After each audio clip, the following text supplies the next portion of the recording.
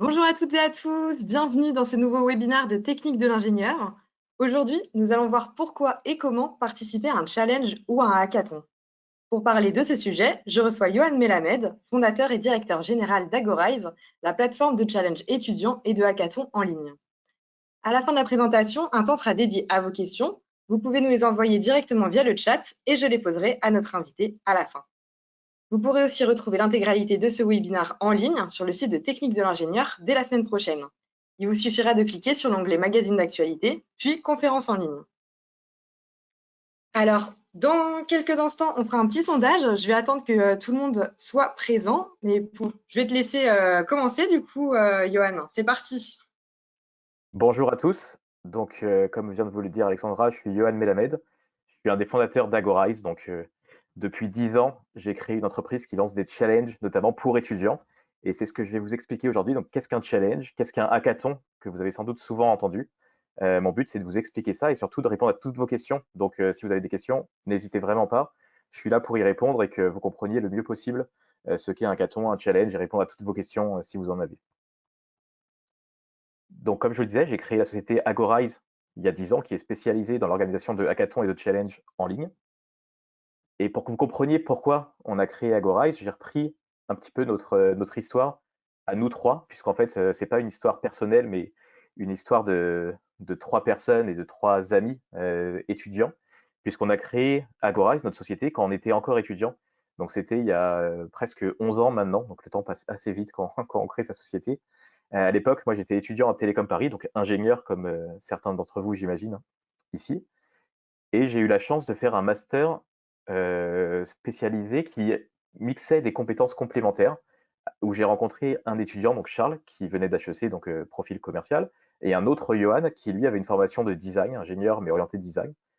Et tous les trois, on était assez complémentaires, donc on aimait bien travailler ensemble. Et surtout, on aimait travailler ensemble quand des entreprises venaient nous lancer des petits défis.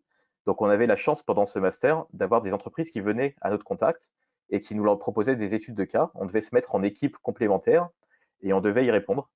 Donc ça a été une expérience ultra enrichissante pour nous. On a adoré cette expérience. Donc, c'est ce qu'on appelle, nous, des hackathons ou des challenges. Donc, le but du webinaire, c'est de vous expliquer ce que c'est. Donc, c'est ce que je vais faire tout de suite. Donc, d'abord, qu'est-ce qu'un hackathon? Donc, je vous ai repris la définition de Wikipédia et ensuite, je vous donnerai la mienne. Donc un hackathon, d'après Wikipédia, est un événement durant lequel des groupes de développeurs volontaires se réunissent pendant une période de temps donnée afin de travailler sur des projets de programmation informatique de manière collaborative.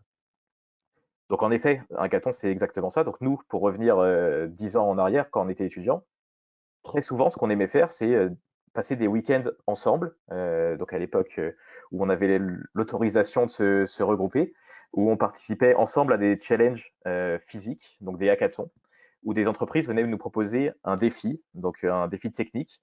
Et nous qui étions, donc moi personnellement, j'étais informaticien, ingénieur informatique, on imaginait des programmes, des logiciels, des innovations qui allaient utiliser les API, les données informatiques qu'on nous donnait à ce moment-là, pour réaliser quelque chose d'innovant en 24-48 heures en rencontrant des personnes complémentaires qu'on ne connaissait pas forcément en physique. Donc nous, on a adoré cette expérience et c'est ce qu'on a voulu virtualiser en créant Agorize pour donner cette expérience à encore plus de monde. Et donc on différencie deux termes, donc les hackathons et les challenges. Donc comme vous l'avez compris, les hackathons, c'est des formats orientés plutôt informatique, plutôt développeurs.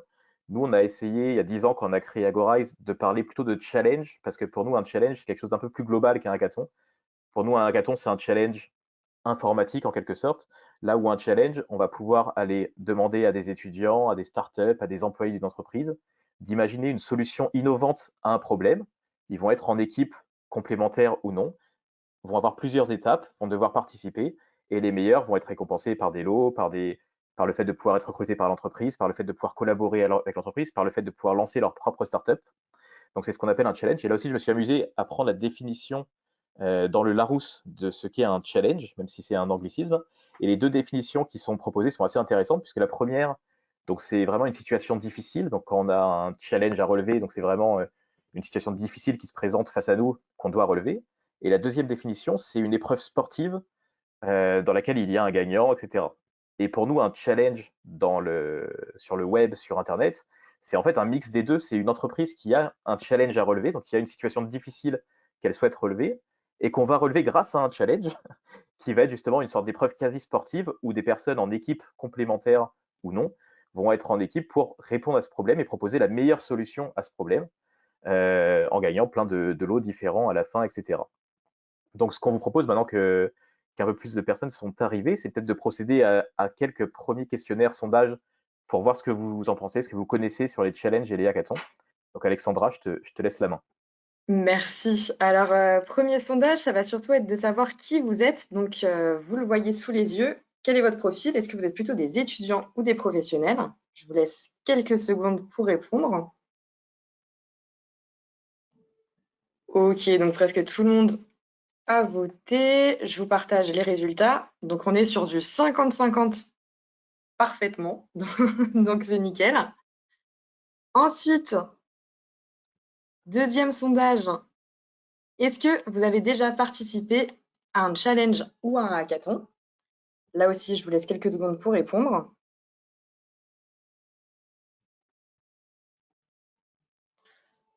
Hop, je partage.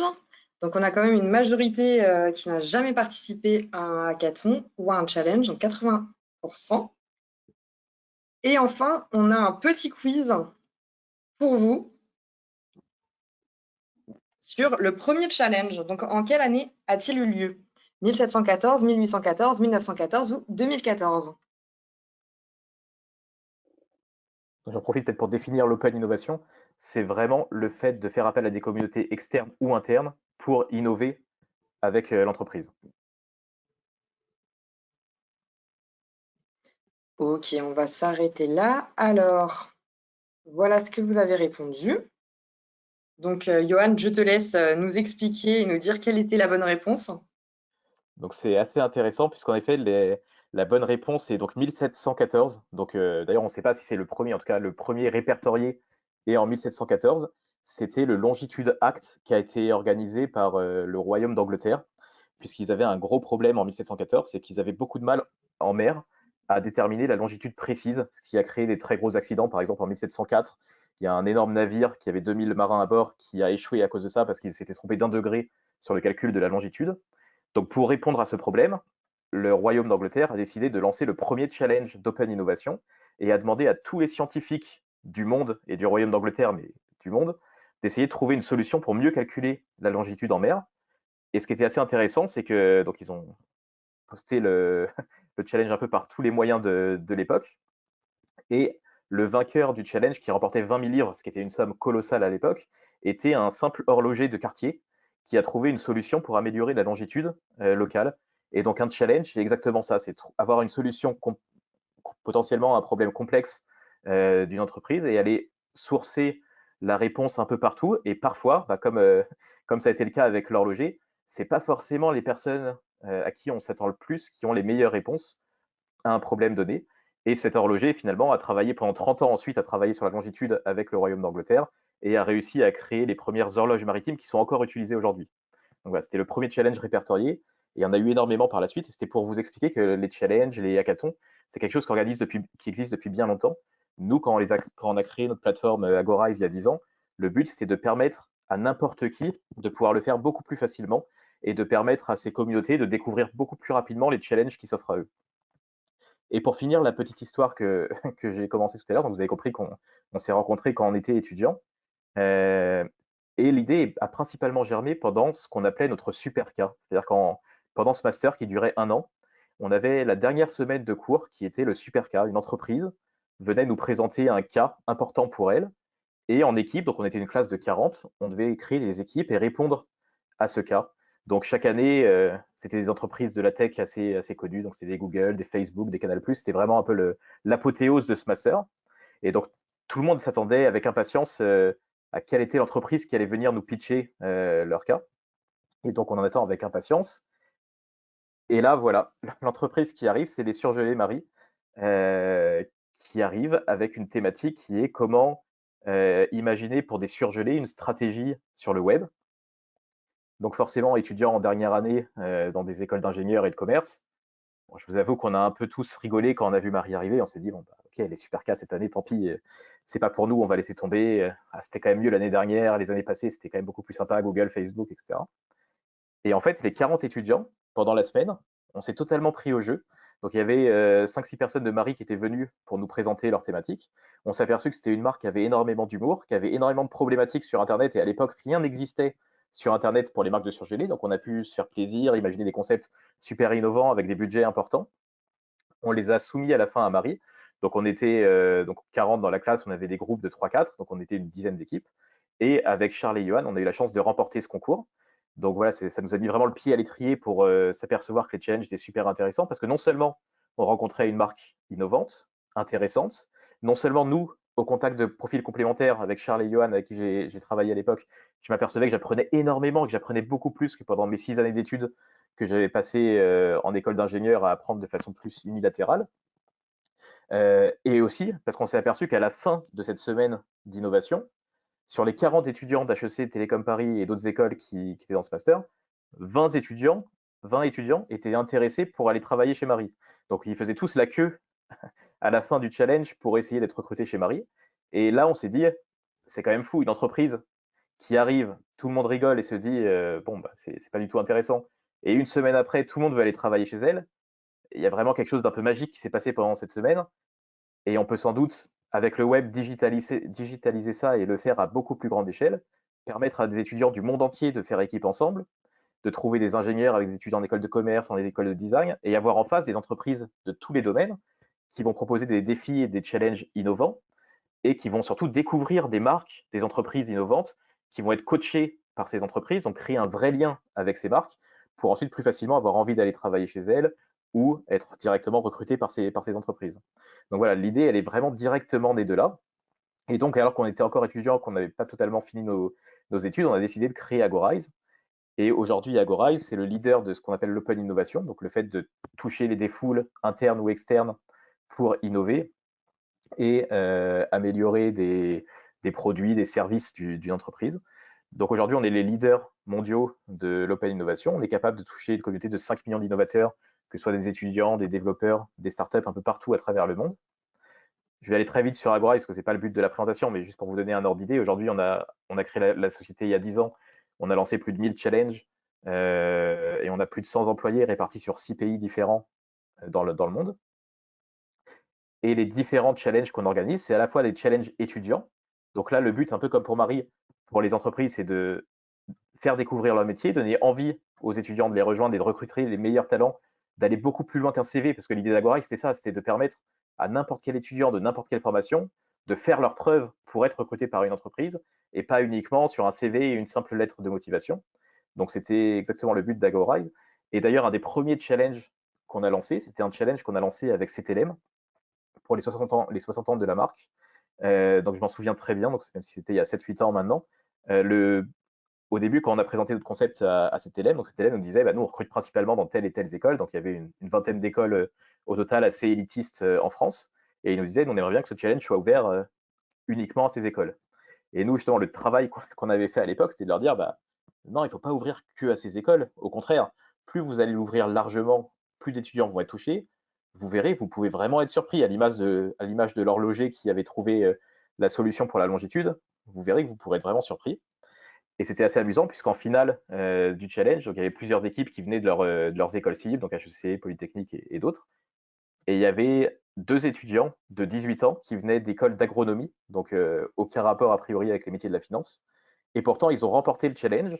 Ils ont fait preuve, ils ont présenté un concept qui était assez formidable, qui a énormément plu à cet élève, qui fait que cet élève leur a proposé de rester en stage chez eux. Et ensuite, ils ont été recrutés par la suite de ces jeux. Donc ça vous donne typiquement un bon exemple d'histoire assez sympa qui s'est produit avec les étudiants il y a 7-8 ans. Et depuis, voilà, c'est des choses qui se passent très très régulièrement sur notre challenge.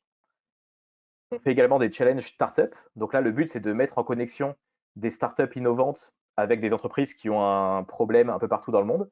Et donc de créer des connexions entre startups et grands comptes pour faciliter la connexion entre ces deux mondes. On fait, donc vous l'avez compris, des hackathons en ligne. Donc la grosse différence qu'on a créée, nous, il y a 10 ans, donc on n'a pas innové, on n'a pas inventé les challenges. Par contre, on a innové, on a été les premiers à créer une plateforme qui allait permettre de digitaliser les challenges et les hackathons. Puisque nous, quand on participait à des hackathons en ligne, le gros problème qu'on avait il y a 10 ans, c'est que ces hackathons étaient en physique, dans des espaces fermés. Donc, par exemple, on participait à des hackathons qui étaient à Paris. S'il y avait un hackathon qui me plaisait énormément à Lyon ou à Bruxelles ou à New York, je ne pouvais pas y aller. Et en plus, les idées qu'on avait devaient être développées en 48 heures. Donc en 48 heures, quand on est développeur, s'il y en a dans la salle, vous savez que c'est très très compliqué d'avoir quelque chose qui marche. Donc grosso modo, à la fin des 48 heures, il y avait quasiment rien qui marchait. Ça allait pas assez loin. Donc l'idée d'Agora, c'était de tout digitaliser pour permettre de faire en sorte que ces hackathons ne durent plus forcément 48 heures, mais puissent durer 1 mois, 2 mois, 3 mois. Donc on ait le temps de développer de vrais produits, qu'on ait le temps d'être mentoré par des experts qui allaient nous aider à améliorer nos produits et nos idées le plus loin possible, et qui allait nous permettre de participer à des hackathons à Paris, à Los Angeles, à San Francisco, n'importe où dans le monde, à distance, avec des étudiants du monde entier connectés en ligne sur la plateforme. Donc c'était vraiment ça l'innovation d'Agorize il y a 10 ans, c'était qu'on a été les premiers à créer des plateformes de challenge et de hackathons en ligne. Et le dernier type de challenge qu'on organise, c'est des challenges internes auprès des employés de l'entreprise, où là, sur le même principe, les employés imaginent des nouveaux concepts pour améliorer l'entreprise et du coup permettent à tout le monde de remonter les meilleures idées, et les idées remontent du terrain plutôt que d'avoir une direction qui impose des idées aux collaborateurs. On essaie d'aller dans le sens inverse. Et ce qu'on aime beaucoup faire, c'est des challenges hybrides qui mixent ces différentes communautés pour créer encore plus de liens entre les étudiants et les startups, ou les étudiants et les collaborateurs, etc. Pour vous donner quelques exemples de challenges qu'on a réalisés, donc on a eu plus de 500 entreprises qui ont lancé des challenges avec nous, et c'est vraiment dans tous les domaines. Donc franchement, des challenges, il y en a vraiment pour tous les goûts. Ça va de challenges ultra techniques avec des entreprises comme Microsoft, AWS, où on demande de développer des outils, parfois pour leurs clients. Par exemple, pour Microsoft, on devait travailler avec leurs clients qui étaient Arte à imaginer un nouvel outil pour la chaîne de télévision Arte. Donc le gagnant, par exemple, avait inventé un chatbot, donc c'était il y a 7 ans, mais c'était ultra en avance sur les chatbots qui maintenant sont plus connus. On a lancé des challenges avec Vinci sur le domaine de la construction, avec le groupe SEB pour imaginer des nouveaux appareils d'électroménager pour la cuisine, par exemple. Pendant 8 ans, depuis 8 ans, on organise des challenges avec eux tous les ans sur cette thématique.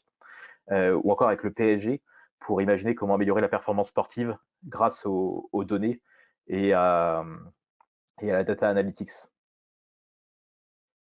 Donc ensuite, pourquoi participer à un challenge ou un hackathon, qui était la question assez centrale de ce hackathon, de ce webinaire, pardon.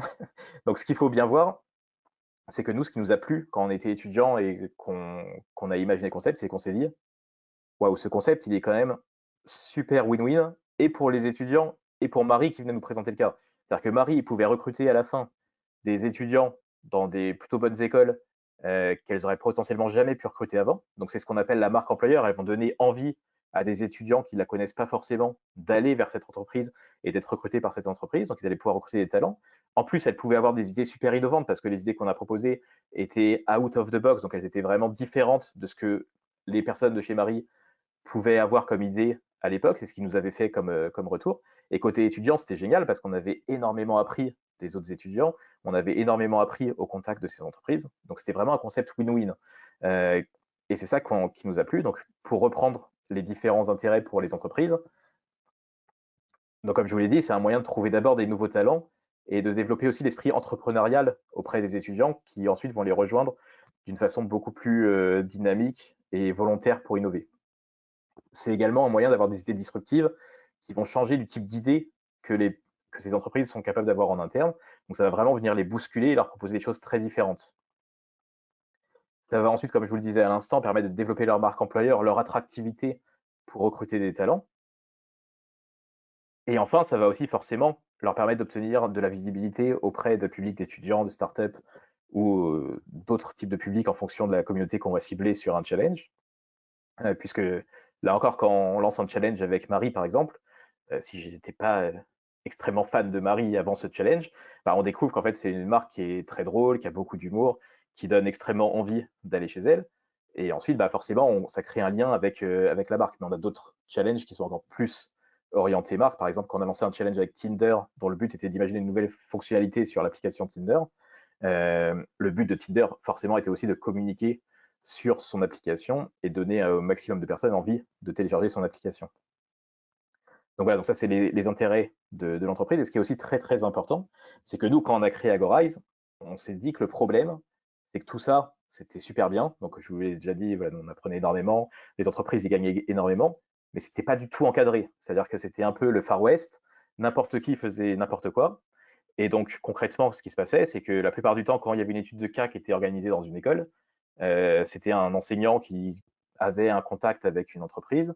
Et la plupart du temps, il y a 10 ans, les droits des étudiants étaient totalement transférés côté entreprise, c'était pas du tout encadré, etc. Nous, ce qu'on a fait avec Agorai, c'est qu'on a voulu beaucoup mieux encadrer les challenges et les hackathons pour permettre et faire en sorte qu'il y ait une juste répartition de la valeur entre ceux qui organisent le challenge, qui dépensent de l'argent pour le faire, les entreprises, mais aussi ceux qui participent au challenge, qui vont passer du temps, qui vont passer énormément de temps à créer des équipes, à travailler, à réfléchir ensemble, et qui doivent avoir une juste répartition de la valeur également pour ce temps passé. Donc nous, on fait en sorte que les challenges qu'on propose soient équitablement répartis et qu'il y ait des lots, des rewards qui soient équitables pour les participants sur ces challenges. Également sur la propriété intellectuelle, on fait notre maximum pour que la propriété intellectuelle reste côté participant ou qu'on aille sur des domaines plutôt orientés vers du libre pour que tout le monde puisse reprendre des bonnes idées qui vont servir à tout le monde. Pour vous donner un dernier exemple sur ce sujet, récemment, donc quand il y a eu la pandémie Covid, donc en mars dernier, donc vraiment au début de la pandémie, qu'on s'est aperçu que dans le monde entier, il n'y avait plus assez de machines de respirateurs artificiels.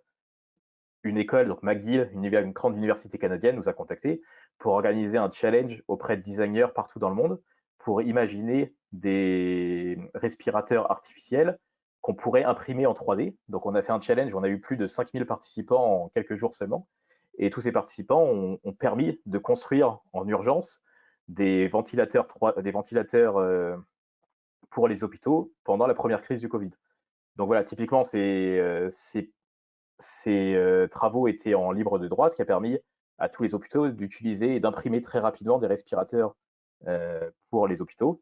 Donc voilà le type de choses qu'on va essayer de faire pour cadrer la propriété intellectuelle, cadrer les différents lots, cadrer le fait qu'on veut que les entreprises, que les étudiants puissent être recrutés, avoir des vraies opportunités professionnelles avec l'entreprise, cadrer que la problématique n'est pas juste une problématique de sous-traitance d'une tâche auprès d'étudiants, et si c'est le cas, bah nous, on refuse le challenge et on va le faire. Nous, ce qu'on veut, c'est des vrais challenges d'open innovation qui vont permettre à tout le monde de grandir en participant au challenge. Et donc, côté étudiant, pourquoi participer à un challenge? Donc là aussi, je vais y revenir rapidement puisque je vous l'ai déjà dit à travers les différents exemples, mais c'est une super expérience pour ajouter déjà une ligne à son CV et être recruté plus facilement par la suite. Parce que c'est une expérience ultra enrichissante et c'est ça le point central, la raison pour laquelle je vous pousserai absolument à participer à un challenge, c'est qu'on apprend énormément. On rencontre des professionnels, on rencontre des étudiants en compétences complémentaires, on se teste sur un vrai projet professionnel, on est challengé, on a des mentors qui viennent nous aider, qui viennent nous dire: «Ah bah, attention, tu as pas pensé à ça, tu as pas pensé à ceci et cela» et cetera, et on pitch à la fin devant, le COMEX de TF1, devant le COMEX de Canal+. Enfin, c'est une expérience unique que vous aurez à aucun moment pendant vos études et peut-être que vous n'aurez pas avant plusieurs dizaines d'années dans le monde professionnel. Donc c'est un moyen d'aller beaucoup, beaucoup plus vite et potentiellement ensuite de lancer sa startup. Enfin, ensuite, c'est plein d'opportunités qui vont en découler, d'être recruté, de pouvoir travailler avec une entreprise en partenariat, d'être en freelance avec eux. Enfin voilà, on a eu plein, plein, plein de cas différents. Donc c'est avant tout une expérience ultra, ultra enrichissante où vous allez apprendre énormément. Parce que aussi, vous allez rencontrer des étudiants en compétences complémentaires, donc ça, je vous l'ai un peu dit déjà, mais vous allez travailler avec des ingénieurs, des commerciaux, des designers, donc on désilote complètement les concepts d'école d'ingénieur, école de commerce, ou moi, par exemple, qui étais étudiant en école d'ingénieur, pendant tout mon cursus, j'ai uniquement travaillé avec des ingénieurs, sauf dans cette dernière année qui était super, et c'est ce qu'on a voulu digitaliser pour permettre à tout le monde, à tous les étudiants, de rencontrer des profils complémentaires et de se tester avec eux, notamment pour ceux qui souhaitent créer leur entreprise par la suite. Il faut absolument voilà, trouver des profils complémentaires à soi et donc se tester sur un challenge, c'est aussi une super façon de lancer ensuite sa propre entreprise. Et bien sûr, ce qu'on essaye de faire, évidemment, même si pour moi, c'est pas du tout la chose principale, je pense que l'expérience enrichissante est bien plus importante que ça. Mais malgré tout, on essaye de faire des lots super sympas pour les étudiants. Donc, sur quasiment tous nos challenges, il y a soit des rémunérations pour les challenges, soit des voyages qui sont offerts. On a par exemple ADP chaque année qui lance un challenge avec nous et les étudiants en période normale gagnent des voyages autour du monde. Donc voilà, il y a plein de lots. Vous allez voir les challenges qu'on a en cours. C'est des lots de ce type-là à chaque fois qui sont à la clé. Donc c'est aussi super sympa pour les étudiants d'aller pitcher à Tokyo son projet, de pouvoir rester 2 semaines avec son équipe, etc. Et pour vous donner un exemple, donc, puisque je parlais de l'eau, on a aussi des étudiants qui participent très régulièrement à notre challenge, qu'on appelle nous les serial challengers. Et donc, pour vous donner l'exemple d'un des premiers serial challengers qu'on a eu, qui s'appelait Jean-Baptiste, donc que vous voyez sur la photo au milieu de l'écran. Alors Jean-Baptiste, il était un peu comme moi, il était fan de challenge, sauf que bah, moi, quand j'étais étudiant, j'avais pas de plateforme comme Agorize qui me permettait de découvrir plein de challenges et de participer tout le temps. Lui, il en avait une, il avait Agorize. Donc il s'est mis à participer à quasiment tous les challenges qu'on avait à ce moment-là quand il était étudiant. Il a participé à 22 challenges et il est arrivé 14 fois en finale. Donc ce qui vous prouve aussi que parfois, peu importe le type d'entreprise, le type de problématique, le fait de participer à des challenges vous forme à l'innovation, vous forme à innover, à présenter. Et une fois qu'on l'a fait sur un challenge, on est bien meilleur sur le deuxième, puis sur le troisième, etc. Donc c'est aussi quelque chose qui vous permet d'apprendre. Et plus vous allez en faire, quel que soit le domaine, plus vous allez trouver des idées facilement, plus vous allez innover, ce qui va aussi dans votre vie personnelle et dans votre vie professionnelle plus tard vous aider énormément. Et pour reprendre l'exemple de JB, donc je me rappelle, il y a 8 ans, la première fois que je l'avais rencontré à une finale, on avait discuté, je lui avais demandé ce qu'il voulait faire dans la vie. Et il me disait, franchement, je ne sais pas trop, la seule chose qui est sûre, c'est que jamais je voudrais travailler dans une banque. Et il a et vous voyez venir la suite. Il a participé au challenge Before Bank à l'époque. Et là, ce qui avait été extrêmement amusant, c'est qu'avec son équipe, ils avaient imaginé un concept qui ressemblait comme deux gouttes d'eau au projet que Before Bank allait sortir. Donc, c'était la V2 de Before Bank. Et des cabinets de conseil avaient travaillé dessus pendant plusieurs années pour imaginer cette V2. Et leur projet était quasiment similaire à ce projet qui avait été réfléchi pendant près de 2 ans. Et donc, Before Bank, qui souhaitait recruter un profil très senior pour gérer cette V2 de Before Bank, qui était quelque chose de très gros, s'est dit, bon, bah, en fait, ces étudiants, ils sont fantastiques, ils sont super motivés, ils ont proposé quasiment la même idée en quelques semaines, alors que nous, on travaille dessus depuis 2 ans. Bon, bah, en fait, au lieu d'aller recruter ce senior, bah, je vais proposer un CDI à Jean-Baptiste, ce qu'ils ont fait. Et finalement, bah, Jean-Baptiste a eu un CDI chez Before Bank. Donc, même s'il ne voulait pas travailler dans une banque, au final, il y a quand même travaillé. Et en plus, il a adoré son expérience chez Before Bank. Ça ne lui a pas empêché de continuer à participer sur des challenges à Gorize. Donc, il a gagné voilà, des voyages avec Air Liquide Michelin, des tablettes. Il a gagné une masterclass TF1. Donc, ça, c'était super sympa. TF1 organise chaque année une masterclass où on peut rencontrer tous les présentateurs de la chaîne, avoir une discussion avec le président, directeur général de TF1, rencontrer toutes les coulisses des émissions. Par exemple, ils avaient vu un match de l'équipe de France dans un camion régie pendant 2 jours. Donc, c'est pendant 2 jours, tous les vainqueurs du challenge ont cette masterclass au sein du groupe TF1. Et donc, voilà, il y a tous ces challenges auxquels il a participé. Et 2 ans après avoir été recruté chez Before Bank, il a participé à un nouveau challenge avec nous qui s'appelait Hack for Europe. Et là, il a rencontré une équipe en ligne sur Agorize. Ils ont eu une idée qu'il a adorée et il s'est dit, bah, en fait, bah, faut que je continue, je peux pas m'arrêter là sur un simple challenge, je vais lancer ma boîte. Et donc, il a créé sa startup basée sur ce challenge. Donc, il a quitté Before Bank pour créer sa startup suite à un nouveau challenge chez Agorize.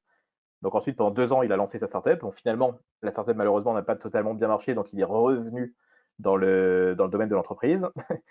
Et maintenant, bah, forcément, on travaille assez régulièrement avec nous. Et donc, nous, on le prend comme mentor. Donc, si vous participez demain sur un challenge Agorize, peut-être que vous aurez l'occasion d'être coaché par JB, qui s'y connaît assez bien en challenge d'innovation et qui pourra vous aider à réfléchir, qui va challenger votre projet et vous aider à aller le plus loin possible sur votre projet. Pour vous prendre quelques exemples concrets de challenge, j'en ai donné un petit peu par-ci par-là, mais ce qu'on essaie de faire, c'est créer une vraie expérience autour des challenges. Donc, par exemple, avec Safran, on a organisé le Blackout Challenge. Donc, chaque année, on imagine, c'était un peu, on avait vu les choses un peu en avance de phase, puisqu'on imaginait un peu le chaos qui arrivait dans le monde. Donc, par exemple, le Blackout Challenge, chaque année, c'est d'imaginer comment faire si demain, plus aucun satellite n'est utilisable. Supposons qu'il y ait une éruption solaire, plus aucun satellite n'est utilisable pendant des mois. Quelles solutions alternatives on peut mettre en place pour éviter que ce soit le chaos partout sur Terre? Parce que du coup, il n'y a plus aucun satellite, du coup, il n'y a plus de GPS, du coup, on ne peut plus suivre avec la voiture, du coup, il y a énormément de problèmes qui se passent. Et donc, ce challenge permettait non seulement de découvrir les métiers de Safran sur l'air, la terre et la mer, de donner envie d'aller chez eux, mais en plus permettait à Safran vraiment de tester les étudiants sur une thématique possible qui correspond au métier de Safran, qui prévoit ce type de choses de leur côté, pour recruter les meilleurs talents. Donc sur ce challenge, on a eu 640 participants. Un autre exemple que je trouve très intéressant, c'est un programme qu'on fait chaque année avec LVMH, puisque LVMH, c'est l'entreprise phare côté recrutement, principalement dans les écoles de commerce, mais chaque année, dans tous les classements, c'est le numéro 1, qui est le meilleur recruteur, celui dans l'entreprise dans laquelle les étudiants ont le plus envie d'aller. Et pourtant, quand on les rencontre, Et ils nous disent, bah, c'est vrai, on n'a pas de mal à recruter, on reçoit des piles de CV énormes. Par contre, le problème qu'on a, c'est que c'est à peu près tout le temps le même type de profil. C'est tout le temps des profils plutôt féminins, plutôt marketing, tout le temps pour le même type de poste. Alors que nous, chez LVMH, on a plein de problématiques, on n'arrive pas à recruter. Donc, on a des problématiques beaucoup plus techniques. On a besoin d'ingénieurs, on a besoin de data scientists, on a besoin de tout un tas de profils. Ces gens-là, ils postulent pas chez nous. Donc, le but du programme LVMH, c'est de faire un challenge qui présente les différents métiers d'LVMH avec une thématique chaque année sur le luxe. Et les étudiants y participent en découvrant les métiers LVMH et ainsi on présente à des ingénieurs, à des data scientists, à tout autre type de formation qui ne penseraient pas forcément aller chez LVMH, que LVMH propose aussi des métiers pour eux. Et donc chaque année, on a plus de 6000 participants qui proviennent de 45 universités sur 6 pays différents. Et LVMH fait vraiment ça pour recruter. La dernière fois qu'on a lancé un programme avec eux, il y a eu 315 recrutements qui ont eu lieu grâce à ça. Donc c'est vraiment un moyen massif de recrutement pour se faire remarquer et aller être recruté chez LVMH. Un autre exemple qui est super sympa pour notamment les fans de sport et de sciences, c'est un challenge qu'on a lancé avec le PSG Polytechnique. Donc là, le but, c'était d'imaginer comment les données récoltées sur le sport, notamment avec la base de données d'Opta, que vous connaissez sans doute, qui était partenaire du challenge, on allait pouvoir améliorer les performances sportives des joueurs. Et donc là, le lot était assez exceptionnel, puisque le lot, c'était le fait de pouvoir faire une thèse de 3 ans entre le PSG et Polytechnique, donc d'une valeur de 100 000 euros, qui était offert aux vainqueurs. Donc bien sûr, il y avait plein de lots aussi super sympas, comme le fait de faire un hackathon physique au Parc des Princes, comme le fait de recevoir des maillots dédicacés des joueurs pour les meilleurs participants, etc. Mais c'est surtout d'avoir l'opportunité de faire cette thèse au PSG et Polytechnique sur cette thématique. Et donc là, ça a été un succès assez fulgurant, puisqu'on a eu plus de 3100 participants en quelques jours seulement. Et ensuite, donc voilà, vous avez compris maintenant ce qu'est un hackathon, ce qu'est un challenge, pourquoi les étudiants et les entreprises en font. Et maintenant, comment on fait, comment ça marche et comment on fait pour que ça fonctionne bien. Donc, bien sûr, donc nous, on a créé une plateforme sur agorax.com, mais encore une fois, c'est pas un webinaire pour vous dire venez sur agorax.com. Moi, je vous dis participez à un challenge, participez à un hackathon, que ce soit chez nous sur une plateforme concurrente ou juste par une entreprise qui a aucune plateforme qui souhaite organiser un challenge ou un hackathon, faites-le, c'est une expérience ultra enrichissante. Maintenant, si vous venez sur Agorize, l'avantage que vous aurez, c'est que c'est une plateforme collaborative qui va répertorier plein de challenges. Vous allez tout de suite pouvoir voir les challenges qui vous plaisent le plus.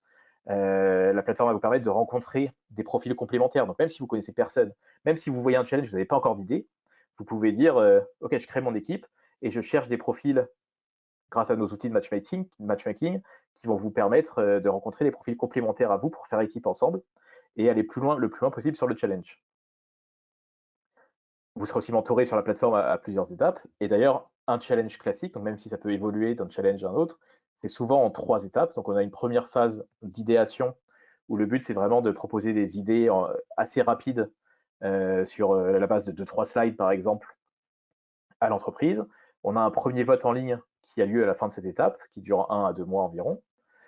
Ensuite, on a une phase d'accélération. Donc là, le but, c'est qu'à la première étape, OK, on aura peut-être beaucoup de participants, mais la plupart n'auront pas travaillé beaucoup et donc on va faire un premier filtre pour choisir les plus pertinents. Là, on va sélectionner les 20-30 meilleures équipes à la phase d'accélération et là, l'entreprise va passer beaucoup plus de temps avec ces 20-30 équipes. On va mettre des mentors, des spécialistes, des experts qui vont vous aider sur vos projets, vous aider à aller le plus loin possible. Et à la fin de cette seconde étape qui dure un mois, on va sélectionner les 5 à 10 meilleures équipes qui vont venir pitcher, donc souvent devant le comité exécutif de l'entreprise ou vraiment des personnes très, très haut placées dans l'entreprise pour pitcher son projet et expliquer en quoi leur projet est le meilleur. Et souvent, les projets sont évalués sur 4 critères, donc je vous les donne, ça vous donnera un ordre d'idée. Donc c'est vraiment la pertinence de votre projet, l'originalité, la faisabilité bien évidemment, et aussi la qualité de la présentation qu'il ne faut pas oublier, puisque le fond est très important, mais la forme l'est tout autant. Et maintenant, donc, on peut passer sur quelques petits tips, quelques petites astuces pour remporter les challenges, puisque comme je vous l'ai dit, ça fait 10 ans que j'organise des challenges, donc j'ai vu des centaines de finales et j'ai assisté à pas mal de jurys, même si Agora, on participe jamais au vote. On essaye de les aider à bien voter. Donc je vois à peu près comment ça se passe. Et donc j'ai quelques conseils pour vous si vous souhaitez participer, parce que j'ai vu que 80% n'avaient pas encore participé au hackathon, et j'espère qu'à la fin du webinaire, vous serez 80% à vouloir participer à un hackathon. Donc du coup, les petites astuces pour participer à un hackathon. La première, donc ce qu'il faut voir, c'est que, comme je vous le disais, il y a 50 sur le fond, 50 sur la forme, et ça, c'est pas uniquement pendant un challenge, ça sera pendant vos études, ça sera demain dans le milieu professionnel. La forme est également très importante. Mais du coup, on va commencer par le fond. Donc d'abord, la première chose, c'est qu'il faut très bien analyser le brief. D'ailleurs, c'est le premier conseil que donne Jean-Baptiste quand il coach des équipes. Il leur dit, avant tout, relisez très bien le brief et relisez vraiment bien chaque mot, essayez de les comprendre, et chaque mot a son importance dans un brief, ce qui est vraiment la réalité. Donc déjà, premier conseil, analyser très bien le brief, c'est bien comprendre chacune des phrases, qu'on essaie de faire les choses les plus concises possibles. Mais du coup, quand c'est concis, ça veut dire que chaque phrase a son importance. Le deuxième conseil, c'est n'hésitez pas à penser différemment et à surprendre vos interlocuteurs. Parce que ce qu'on s'aperçoit, c'est que sur les challenges, il y a aussi la loi de Pareto. Donc la loi de Pareto, vous savez, c'est souvent 80% de personnes réalisent 20% des choses. Et chez nous, la loi de Pareto, c'est quoi? C'est pas 80%, mais disons, sur un challenge, on a souvent 30-40% des idées qui sont la même. Par exemple, sur un challenge avec le groupe SEB, pour imaginer un produit pour la cuisine, un produit électroménager pour la cuisine, bah, chaque année, on a 30%, 40% des étudiants qui imaginent le frigidaire connecté. Donc c'est une très bonne idée, mais voilà, énormément d'étudiants l'ont. Donc si vous avez cette idée-là, vous êtes en compétition avec plein d'étudiants qui ont la même idée que vous, et le groupe SEB a déjà poussé énormément ses recherches là-dessus, etc. Ils sont au courant de ça, ils y réfléchissent également, etc. Bon, vous pouvez quand même gagner si vous avez une super astuce côté frigidaire connecté, mais vous aurez beaucoup plus de chances d'arriver loin sur le challenge si vous essayez de penser différemment et de vous dire, OK, à quoi les autres ne vont pas penser? Et vous essayez de prendre une piste totalement différente pour justement essayer de faire surgir l'innovation quelque part où on ne l'attend pas forcément. Par exemple, à une des dernières finales, une des équipes qui était arrivée en finale, c'était une équipe qui avait fait un distributeur automatique de snacks, et c'était des snacks à base d'insectes. Donc voilà, là pour le coup, c'était les seuls en 8 ans à avoir eu cette idée. Ils sont arrivés en finale, et vraiment ils se sont fait remarquer par la différence de leur projet, qui en plus était super intéressant pour plein de raisons qu'ils ont présentées pendant leur finale. Mais du coup, n'hésitez pas à essayer de penser différemment. N'hésitez pas non plus à essayer de trouver des chiffres qui vont prouver le besoin, parce que parfois, les étudiants disent ouais, j'aurais bien aimé que avoir cette chose ou cette idée. Alors votre avis est important, mais c'est aussi bien d'avoir des chiffres qui prouvent que c'est pas que votre besoin, que votre envie, mais c'est un envie globale et partagée par beaucoup de monde. Ensuite, il faut que vous prouviez que vous avez vraiment la solution au problème et que c'est pas que n'importe quel problème, enfin, n'importe quelle solution ne répond pas forcément au problème que vous voyez de votre côté. Il faut montrer quelque chose de très important aussi, qui est un vrai retour sur investissement, parce que votre projet, il coûte peut-être cher. Souvent, d'ailleurs, les prix sont sous-estimés, ce qui est normal, parce que quand on est étudiant, on n'a pas forcément la notion des coûts qu'ont le développement d'un nouvel outil ou d'une nouvelle innovation en entreprise. Mais du coup, il faut montrer que l'impact va être très grand et que du coup, si on dépense cette somme, bah, le retour à en espérer est encore plus grand. Donc ça, n'hésitez pas à montrer le retour sur investissement, c'est très important. Donc, il faut montrer l'intérêt, mais il faut aussi rassurer. Il faut être beaucoup dans la rassurance, parce que quand on parle d'innovation, ça fait toujours peur et on se dit toujours oui, mais ça va jamais marcher, oui, mais et bon, c'est à peu près toutes les grandes innovations. Au début, personne n'y croyait et c'est ensuite que les gens y ont cru. Donc, plus vous allez réussir à rassurer sur la faisabilité, donc à la fois technique et financière, donc plus vous allez montrer que c'est faisable techniquement, parce que voilà, vous avez telle autre chose dans un autre domaine qui a été fait qui ressemble avec la même technologie, ou financièrement parce que vous avez fait un mini business plan ou un calcul des coûts qui vous montre que c'est faisable financièrement, plus vous allez rassurer vos interlocuteurs et aurez des chances de gagner. Et d'ailleurs, pour ça, l'astuce qui est très liée, c'est de proposer ce qu'on appelle une approche lean et agile pour tester votre innovation. Donc, le lean, ça veut dire quoi? Ça veut dire que vous pouvez faire un premier prototype avec très très peu de moyens. Et l'agile, c'est quoi? Ça veut dire que vous pouvez tester une première idée, puis apprendre, donc test and learn, on teste, on apprend, on améliore son produit, puis on le fait grossir, etc. Et plus vous allez proposer une méthode agile et lean, plus ça va être rassurant pour l'entreprise qui va se dire, OK, j'ai pas besoin de dépenser tout de suite 100 milliards d'euros pour voir si ça marche. Je peux tester avec une ou deux personnes et quelques dizaines de milliers d'euros. On fait un premier prototype, on voit si ça marche, puis on le fait grossir, puis on voit si ça marche, etc. Donc plus vous allez proposer des méthodes qui vont rassurer vos clients, plus ils vont pouvoir se projeter à lancer ce projet, plus vous avez de chances que ça passe. Et un dernier point qui est à la frontière entre le fond et la forme, c'est de bien mettre en avant la complémentarité de votre équipe, qui est fondamentale pour un challenge. Donc ensuite, Sur la forme, c'est également extrêmement important. Donc le premier point, c'est faites très attention à l'orthographe, hein. Vous voyez, quand on voit un mot écrit comme ça, bah, toute l'attention va sur ce mot et on pense plus à rien d'autre. Donc l'orthographe est très importante, surtout quand il y a peu de mots sur une slide. Relisez-vous bien pour être sûr qu'il n'y ait pas trop de fautes d'orthographe sur vos slides. Sinon, ça donne vraiment l'impression que ça a été fait vite fait et que c'est pas très réfléchi et travaillé. Donc, je vous ai dit de vous démarquer sur le fond, mais démarquez-vous aussi sur la forme. Donc, n'hésitez pas à faire une présentation assez jolie, assez stylisée, à prendre des images, à aller plus loin de ce qu'on vous demande. Et même à l'oral, n'hésitez pas à vous mettre en valeur d'une façon un peu différente. Par exemple, des fois, on a des étudiants qui viennent, qui distribuent un flyers de leurs produits avant le projet. On a d'autres qui font une petite maquette. Enfin, voilà, dès que vous allez faire quelque chose où il y en a qui font une petite mise en scène de leurs produits, donc dès que vous faites quelque chose d'un peu original, les gens s'en rappellent et du coup, ça marque les esprits, on se rappelle de votre idée, et du coup, vous mettez un maximum de chances de votre côté. Et la forme doit mettre vraiment en valeur le travail que vous avez réalisé. Donc, je le disais pour l'orthographe, mais si on a l'impression que c'est pas du tout bien mis en forme, c'est fait très rapidement, etc., ça va dévaloriser tout le travail qui est derrière. Parfois, il y a du très gros travail qui est fourni, mais c'est mal mis en forme, et du coup, ça perd quasiment toute sa force. Un autre point, soyez concis, ça c'est extrêmement important parce que faut vous dire que les entreprises voient passer en première étape des fois 100, 200 projets, même en deuxième étape, elles voient passer 30, 40 projets de 15, 20 slides, donc elles n'ont pas un temps infini.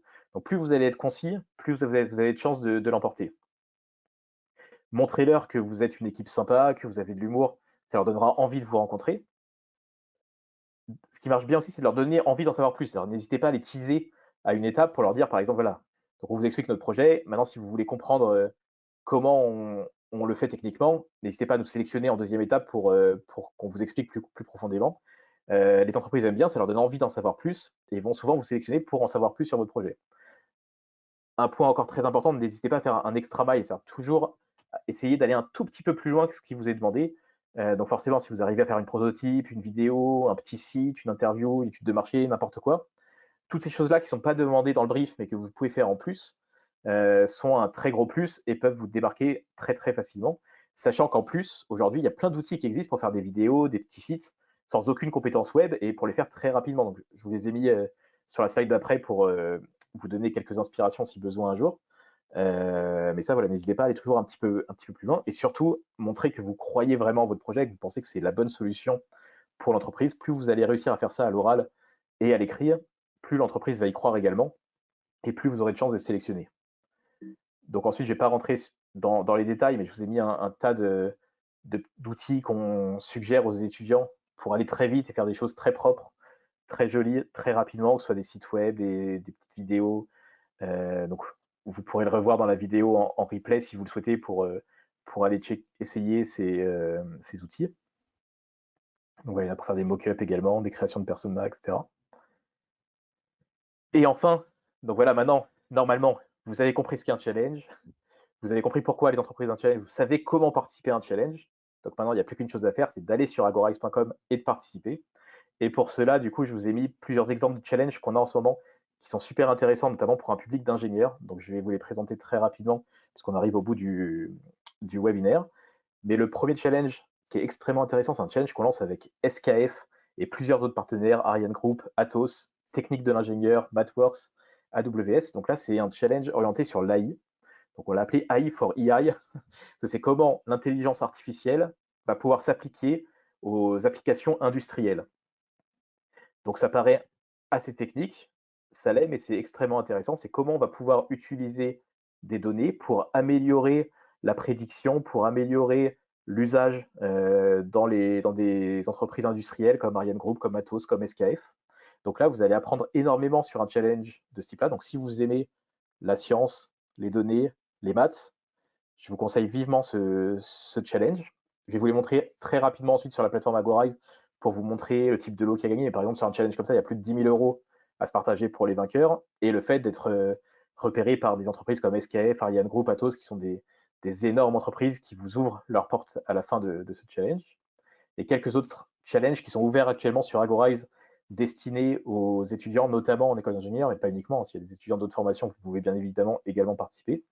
Donc on a un challenge avec le CEA qui s'appelle Academ Sup, où là c'est un challenge pour imaginer des solutions pour améliorer le démantèlement nucléaire, qui est un sujet brûlant d'actualité.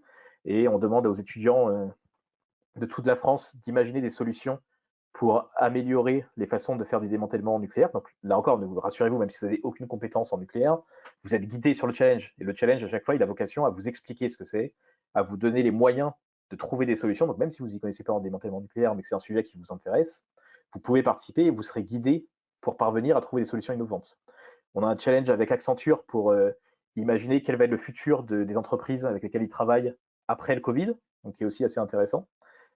Un challenge avec Fer de France, donc c'est plein d'entreprises comme SNCF et pas mal d'autres, pour imaginer le futur de la mobilité, le futur du rail après le Covid également, ou un challenge plus axé sur l'énergie avec Schneider, qui va vous permettre de vous mettre en équipe et d'imaginer comment améliorer tous les sujets liés à la distribution d'électricité, de l'énergie dans le futur. Donc pour vous montrer en 1 minute à quoi ça ressemble sur Agorize, donc si vous allez sur Agorize, vous allez cliquer sur liste des challenges et là vous allez voir un peu tous les challenges qui sont ouverts à un moment donné. Donc là je vous en présente quelques-uns par exemple.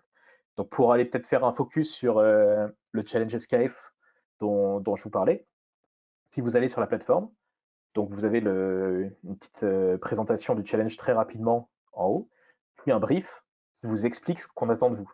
Donc on va vous expliquer ce qui est demandé sur ce challenge. Donc là vraiment, il va être question d'entraînement d'algorithmes, d'utiliser des données pour améliorer les applications industrielles. Donc à partir d'une certaine étape, on va vous donner des jeux de données et vous allez pouvoir vous amuser avec pour imaginer comment on peut améliorer, comment on peut mieux prévoir ce qui va se passer côté industrie. Donc ensuite, voilà, il y a tout le brief à lire. Ensuite, on présente les différents lots. Donc là, typiquement, l'équipe gagnante remporte 5 000 € de dotation financière, 3 000 € de ressources chez Technique de l'ingénieur, 1 500 $ de crédit AWS. On peut voir pareil les lots pour les deuxièmes, pour les troisièmes qui remportent également des lots très intéressants. Donc au final, c'est plus de 10 000 € de lots à se partager. Et ensuite, vous avez différents onglets qui vont vous permettre de rentrer vraiment dans les détails du challenge, donc les modalités, les grandes dates, les partenaires, donc qui sont les entreprises, donc SKF dont je parlais, qui est un des leaders sur tout ce qui va être roulement habits et plein d'autres choses, et qui sont en fait partout, on ne le sait pas forcément, mais ils sont partout autour de vous. Et c'est super intéressant comme métier. Et voilà, le but du challenge, c'est de découvrir des entreprises comme SKF qu'on ne connaît pas forcément quand on est étudiant. C'était mon cas à l'époque, je ne les connaissais pas. Et maintenant, je les connais très bien et c'est une entreprise qui est assez incroyable. Vous avez l'onglet équipe qui vous permet de rencontrer des profils complémentaires. Donc là, le chat vient d'être lancé, donc j'imagine qu'il n'y en a pas encore beaucoup. Mais sinon, il y aura des équipes et vous pouvez rencontrer des profils complémentaires. Peut-être je peux vous montrer sur ce challenge. Donc voilà, là, c'est le challenge du CEA, pareil sur le même modèle. Donc on a des équipes. Et donc là, par exemple, on a des étudiants donc, de l'ESTACA, de l'École centrale de Lille, qui mettent leurs différentes compétences. Et on peut postuler pour rejoindre ces équipes et participer avec eux au challenge. Donc là, par exemple, on a 2 étudiants de Centrale Lille qui sont ensemble. Et peut-être demain, ça sera vous, parce que vous allez cliquer sur postuler. Et vous pouvez rejoindre ces équipes pour participer au challenge sur le CEA ou le challenge SKF ou tous les autres challenges qui sont sur Agorize. Voilà, le but, c'est qu'il y ait vraiment un challenge qui vous soit dédié, que ce soit sur Agorize ou encore une fois sur n'importe quel autre challenge qui ne soit pas fait par Agorize. L'important à la fin de ce webinaire, c'est que vous ayez envie de participer à des challenges et que vous participiez. Donc voilà, j'espère que ça vous a plu, que ça a répondu à vos questions. Et si vous avez des questions qui restent en suspens, n'hésitez pas, je suis à votre disposition. Alors tout à fait, on a quelques questions. N'hésitez pas à continuer à les poser dans le chat. Alors première question, quels sont les profils des équipes types qui remportent les challenges? Alors, les profils des équipes types qui remportent les challenges, donc c'est assez varié, ça va vraiment dépendre des challenges, mais c'est sûr qu'il y a des choses qui ressortent assez souvent. Le fait, par exemple, d'avoir une équipe complémentaire, donc parfois, voilà, forcément, un étudiant d'école d'ingénieur avec un étudiant d'école de commerce, un étudiant d'école de design, c'est un peu la dream team du challenge. Si vous arrivez à faire ça, vous partez forcément avec une petite longueur d'avance en termes de compétences.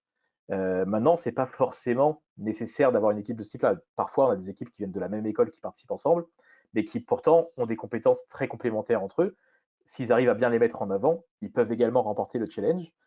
Et parfois, comme je l'expliquais tout à l'heure, ce qui est intéressant, c'est qu'il n'y a pas forcément d'équipe type. Par exemple, les deux étudiants d'agronomie de 18 ans qui remportent un challenge sur la finance avec cet élève, c'était totalement imprévisible, et pourtant ils ont gagné le concours. Donc c'est ça la force aussi des hackathons, la force des challenges, c'est qu'on laisse la chance à tout le monde de participer. Donc plus vous arriverez à mixer vos compétences, à mixer vos cultures aussi, en vous mettant avec des étudiants de pays différents parfois sur un challenge, plus vous avez de chances de remporter le concours. Mais parfois, on est très surpris par les équipes et il n'y a pas forcément d'équipe type. Merci. Ensuite, deuxième question. Avez-vous des retours sur ce qu'il se passe pour les vainqueurs des challenges? Est-ce qu'ils se font recruter? Est-ce qu'ils lancent leur start-up, etc.? Alors ça, on a plein de retours à la fin de tous les challenges et justement, c'est un peu une des choses dont on est les plus fiers quand on a créé Agorize depuis 10 ans, c'est que souvent on rencontre des étudiants 1 an après, 2 ans après, 3 ans après, qui nous disent, «La participation au challenge, franchement, elle a changé ma vie. J'ai été recruté dans telle boîte», enfin, je me rappelle d'un étudiant qui m'avait dit, «J'ai été recruté chez TF1, j'ai tel poste, franchement, j'aurais jamais pu être recruté dans une boîte comme ça, avec ma formation, ça a juste complètement changé ma vie, merci énormément». Donc voilà, ce genre de, de moment, c'est sûr que ça nous fait extrêmement plaisir. C'est pourquoi on a créé Agorize, donc on est ravis que ça marche et que ça le fasse. On a aussi beaucoup de startups qui collaborent avec des entreprises grâce à nous et qui nous remercient quelques mois, quelques années parfois après, parce que forcément, on travaille avec des grands comptes, ça prend du temps, donc c'est pas forcément immédiat. Ce qui fait que pour nous, c'est dur à suivre et d'industrialiser le suivi de qui est recruté dans quelle entreprise, quelle startup travaille avec quelle entreprise, etc. Donc, malheureusement, on a une vision très parcellaire de cela. Mais en revanche, voilà, on a tellement d'étudiants, de startups, même d'employés aussi qui parfois ont l'opportunité de créer leur entreprise dans leur entreprise, qui changent complètement de métier au sein de l'entreprise pour lancer leur innovation au sein de l'entreprise en tant qu'intrapreneur, comme on dit. Donc très souvent, ils reviennent vers nous pour nous remercier quelques mois ou années après. Donc c'est comme ça qu'on le suit aujourd'hui, mais on travaille pour arriver à le suivre encore plus précisément parce que forcément, ça nous fait plaisir et c'est pour ça qu'on fait Agorize. Donc plus il y en a, plus on est content. Alors ensuite, une question un peu liée, mais cette fois pour l'impact, mais du côté des entreprises. Avez-vous des retours de vos clients sponsors sur l'impact de ces challenges, sur le taux de transformation des solutions trouvées lors des challenges en nouveaux produits ou nouvelles solutions? D'accord. Donc là, voilà, c'est une question très intéressante parce qu'en fait, c'est pas si simple que ça. C'est-à-dire que souvent, quand on fait un challenge d'open innovation, c'est pas forcément pour trouver une seule très bonne idée qu'on va prendre et qu'on va lancer telle quelle dans l'entreprise. Ce qu'il faut voir, c'est que enfin, l'entreprise travaille sur cette thématique depuis des dizaines d'années. C'est-à-dire que souvent, quand elle lance un challenge, c'est une thématique complexe sur laquelle elle travaille énormément, sur laquelle elle a mis beaucoup de ressources pour travailler. Et donc, elle a déjà eu beaucoup, beaucoup d'idées.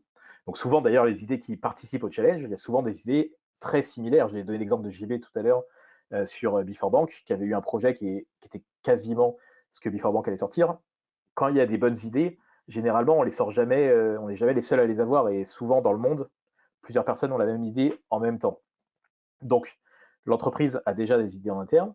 Il y a des fois des centaines d'idées qui sont proposées sur un challenge, et des fois, le projet qui va être développé ensuite, c'est pas forcément que un projet qui va être pris et lancé comme ça dans l'entreprise, c'est plutôt un mix entre toutes les bonnes idées qu'avait déjà l'entreprise, un mix de parfois plusieurs projets qui ont participé au challenge, et on va aller un peu prendre une bonne idée ici, une bonne idée là, on va regrouper un peu le tout pour avoir un projet qui vraiment puisse aller beaucoup plus loin. Donc cette partie-là, forcément, elle est extrêmement dure à suivre, et c'est aussi un peu ce qui fait la quintessence un peu du web quand on se dit que quand on veut créer sa startup sur le web, l'important, enfin si vous parlez à n'importe quelle personne qui a créé une entreprise, on est à peu près tous d'accord pour dire que l'important quand on crée une boîte, c'est pas l'idée, c'est plutôt comment on l'applique. Donc nous, ce qu'on veut permettre, c'est d'arriver à mélanger, de mixer, d'avoir un maximum d'idées au départ. Par contre, de permettre ensuite à l'entreprise de l'appliquer de la meilleure façon pour suivre leur projet. Donc sur cette partie-là, on n'a pas forcément d'idées. Par contre, comme je le disais juste avant, on a énormément d'étudiants qui sont recrutés par l'entreprise, qui peuvent suivre leur projet ensuite en interne. On a énormément de startups qui collaborent avec l'entreprise et les startups gardent à 100% leur propriété intellectuelle. Donc ça, on peut le suivre très facilement puisque on suit les collaborations entre les startups et les grands groupes. Pareil, on suit les employés quand ils créent leur projet au sein de l'entreprise. Là, on peut suivre ce qui se passe. Donc, en termes de taux de transformation, nous, le lot principal qu'on donne sur notre challenge, c'est le fait de créer un POC. Donc, quasiment systématiquement, il y a au moins une idée qui ressort du projet. Mais en général, sur un challenge, quand on a une centaine d'équipes, il y a plutôt 5-6 idées qui vont être poussées. Donc, pas forcément l'entreprise qui va les lancer elle-même, mais qui va travailler avec une startup, qui va recruter des étudiants pour qu'ils lancent leur projet en interne, qui va faire que les étudiants lancent leur projet. Par exemple, on a vu des gagnantes de Canal+, qui avaient adoré leur projet, qui avaient demandé à Canal+, est-ce que je peux lancer ma boîte sur ce domaine-là, parce que j'ai adoré. Ils ont lancé leur boîte et Canal+ a été leur premier client. Donc tout ça, voilà, on peut le suivre. Donc parler d'un taux de transformation, c'est un peu compliqué, mais ce qui est sûr, c'est que à la fin d'un challenge, il y a dans 90% des cas, au moins 1 à 5 idées qui sont mises en production à l'issue d'un challenge. Alors ensuite, question suivante. Est-ce qu'on peut participer à un hackathon ou à un challenge même si on n'est plus étudiant? Tout à fait. Alors, les challenges étudiants qui sont sur Agorize, ils sont ouverts à tous les étudiants et jeunes diplômés depuis moins de 3 ans. Donc déjà, tous les challenges étudiants, vous pouvez participer jusqu'à 3 ans après vos études, donc plus forcément en étant étudiant. Ensuite, on a des challenges qui sont parfois ouverts au grand public. Donc là, c'est des challenges où n'importe qui peut participer. Par exemple, chaque année, on fait un concours, donc sauf cette année à cause du Covid, mais bientôt on le refera avec le groupe ADP, donc Aéroport de Paris, qui est ouvert aux étudiants, aux employés, à tous leurs clients. Et leurs clients, c'est bah, vous tous, parce que je pense qu'ici, tout le monde a déjà pris l'avion une fois dans sa vie. Donc n'importe qui a déjà pris l'avion peut participer au challenge pour imaginer l'aéroport du futur. Et donc là, c'est des challenges qui sont ouverts au grand public, où n'importe qui peut participer, quel que soit leur âge. Pareil, nos hackathons sont ouverts à tous les développeurs, donc il n'y a pas forcément de limite d'âge. Nos challenges startups sont ouverts à des professionnels, donc là aussi, il n'y a pas de limite d'âge. Donc en effet, il faut regarder sur chacun de nos challenges. Si vous allez sur agorax.com, je peux vous montrer rapidement. Si vous allez sur agorax.com, vous verrez qu'il y a un petit tag qui vous permet de dire voilà, est-ce que ce challenge il est ouvert au grand public. Donc là, on a un challenge avec l'ONU pour imaginer des campus du futur qui est ouvert aux étudiants et au grand public. Donc là, on n'est pas forcément obligé d'être étudiant. Ce challenge-là, on est obligé d'être plutôt une startup. Ce challenge-là, pareil, Fondation Decathlon, étudiant ou grand public. Donc voilà, en fonction des challenges. Parfois, c'est que étudiants ou jeunes diplômés, parfois c'est grand public, parfois c'est startup. Ça va dépendre vraiment des challenges. Mais il y en a pour le but, c'est qu'il y en ait pour tous les goûts et pour tout le monde.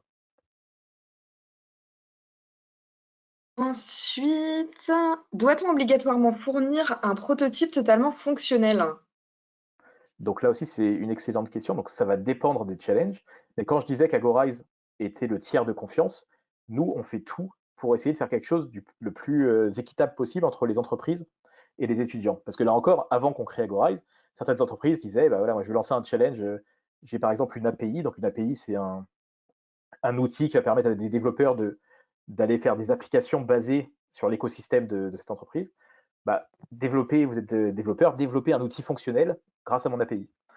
Et ça marchait pas du tout. Et en plus, c'était pas très fair pour les participants parce que créer une application, ça prend énormément, énormément de temps. Donc, si on fait ça, il faut qu'il y ait une juste rétribution pour les participants. Donc, nous, ce qu'on fait depuis, c'est qu'on essaye de trouver un modèle juste et équitable. Et donc, par exemple, un prototype fonctionnel, très souvent sur nos challenges, on suggère aux entreprises de plutôt aller sur de l'idéation et de proposer éventuellement un premier prototype pour celles pour qui c'est très important, mais pas forcément d'aller jusqu'à un prototype fonctionnel qui peut prendre des semaines ou des mois à le faire.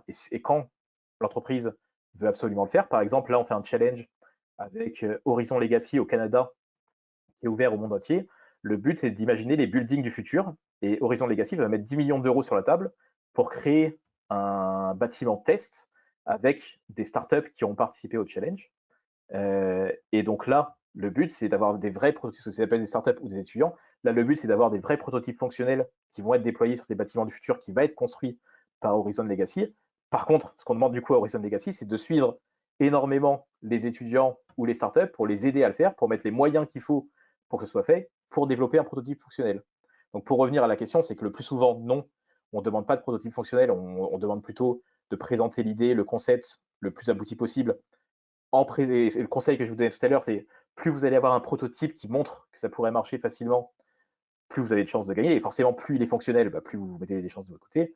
Mais c'est pas quelque chose qu'on attend forcément de vous. Et si jamais c'est demandé dans un challenge, il y aura une juste rétribution ou un juste retour pour les participants qui iront jusque-là, parce qu'on sait que ça prend beaucoup de temps. Pour l'avoir fait moi-même plein de fois, je sais que c'est quelque chose qui prend énormément de temps, donc il faut qu'il y ait une juste rétribution là-dessus. Et enfin, la dernière question, sauf si vous en avez d'autres, n'hésitez pas à les envoyer. Quel est le coût d'une inscription sur Agoride et quelle est la durée de l'inscription? Ok, donc la durée de l'inscription, ça prend, je pense, un peu moins de 2 minutes pour voir, même pas, mais je pense 1 minute pour s'inscrire sur Agorize.